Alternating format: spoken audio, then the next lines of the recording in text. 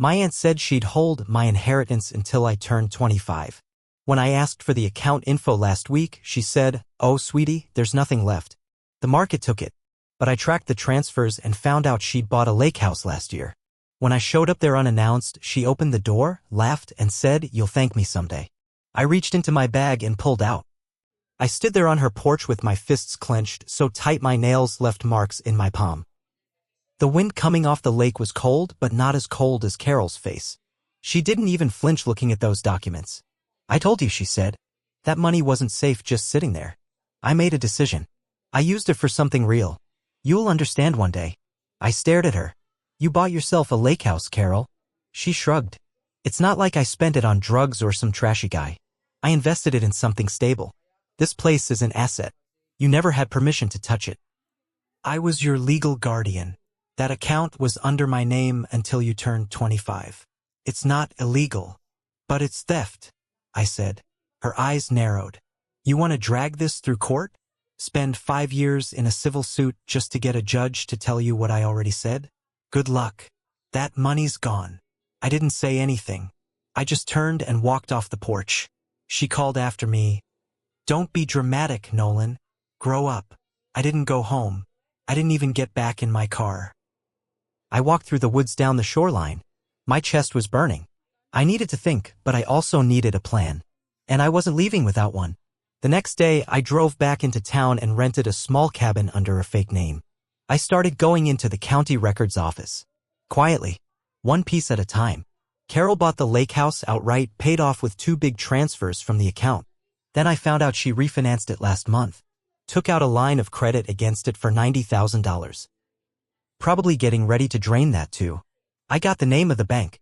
I sat in my cabin that night thinking about what Mom would want me to do.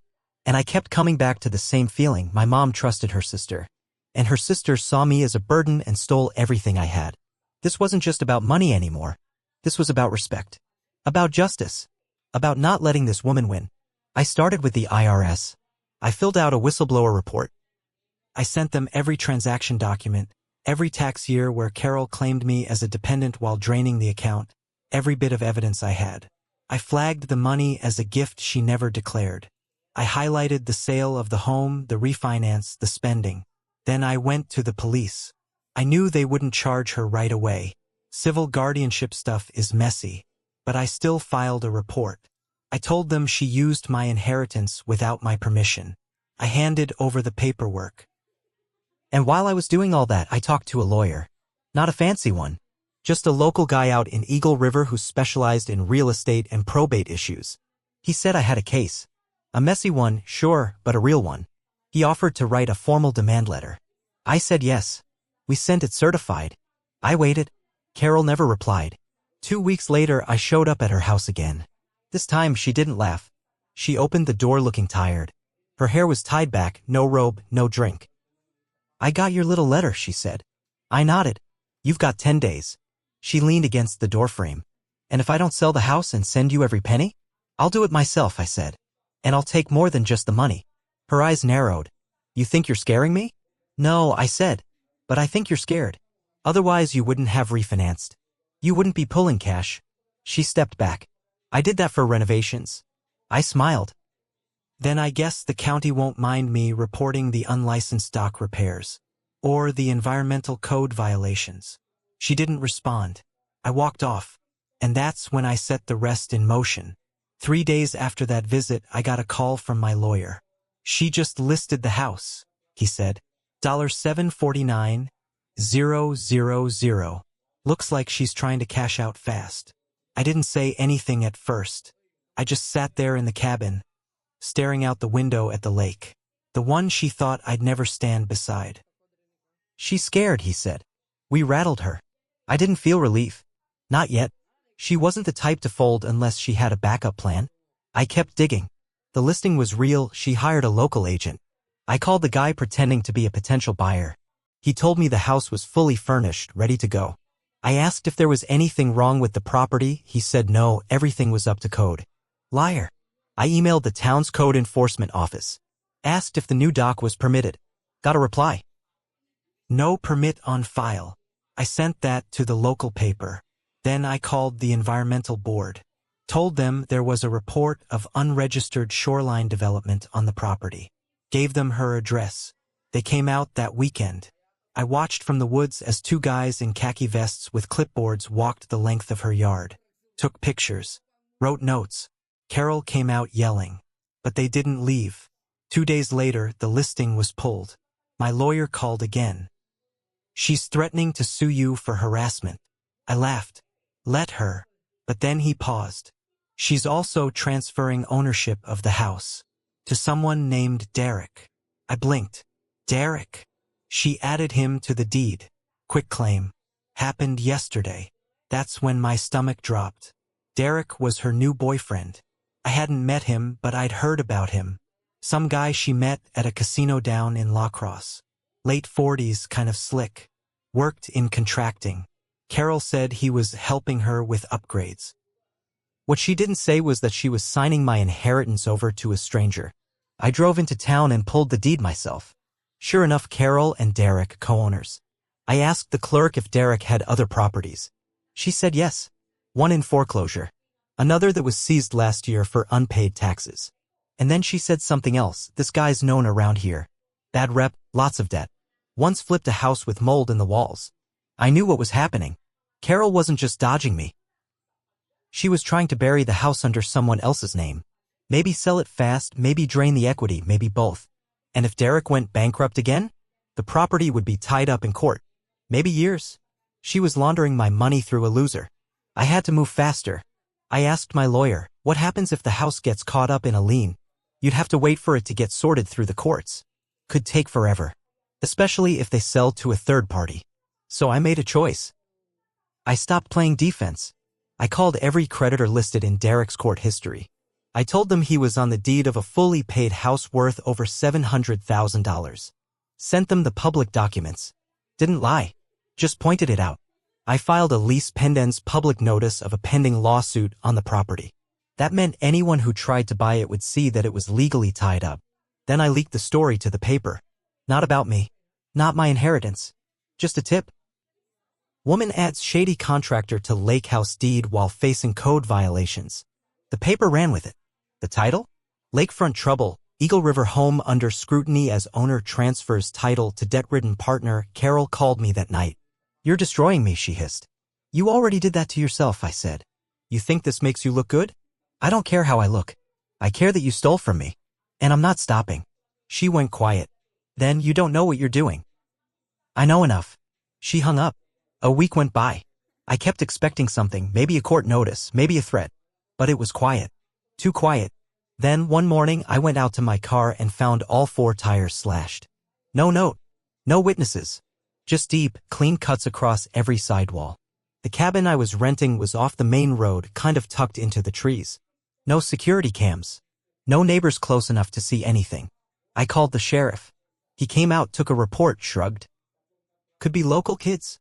Could be animals. Animals with box cutters? I said.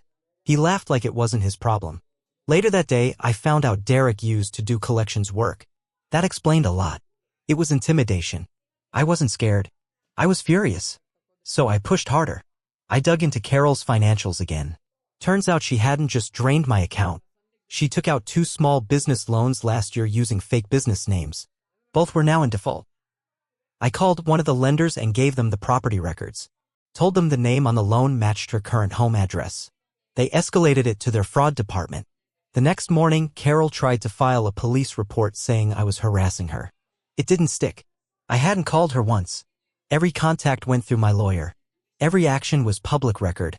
But now I knew I was getting close to the edge. One mistake and she'd twist it against me. So I did something I hadn't done in years. I called my mom's old friend, Alice. She and my mom had been nurses together. After my mom passed, she sent me a Christmas card every year. That was it. We weren't close. But I remembered she once said, if you ever need someone who really knew your mom, I'm here. So I called her, told her everything. She was quiet for a long time. Then she said, your mother never wanted Carol to touch that money. What? She told me straight up. If anything happened to her, she hoped the bank would release the funds to you directly. Carol was always irresponsible. That's why your mom kept the account in your name.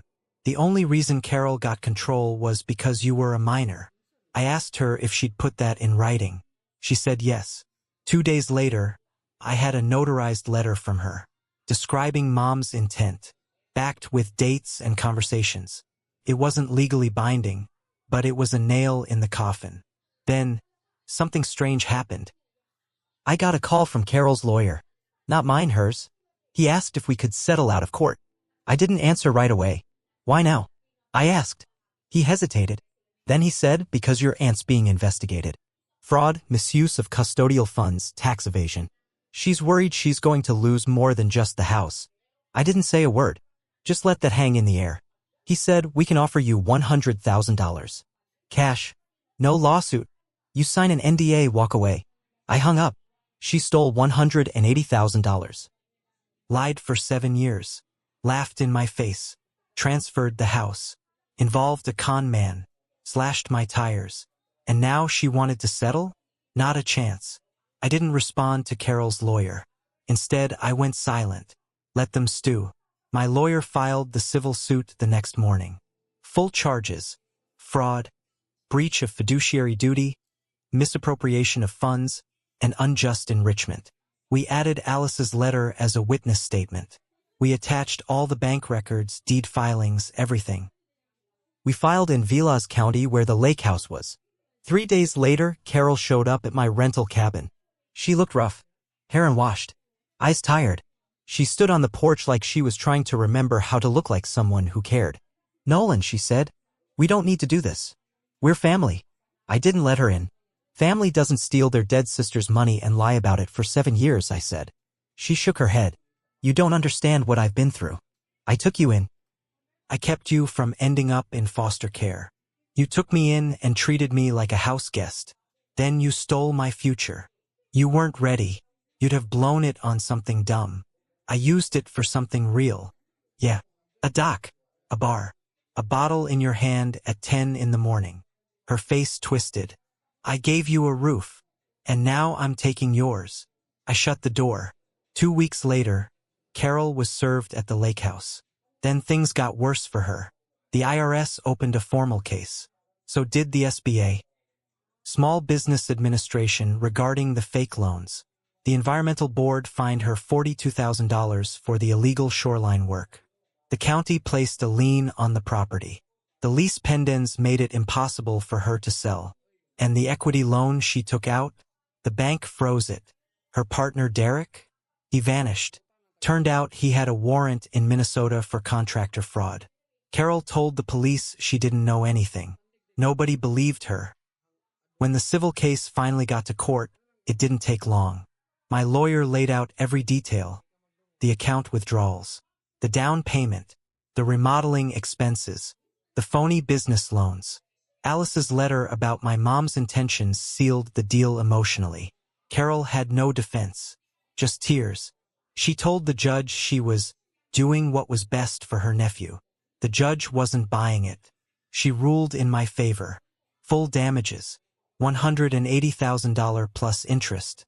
Total judgment, $229,000. Carol didn't have it.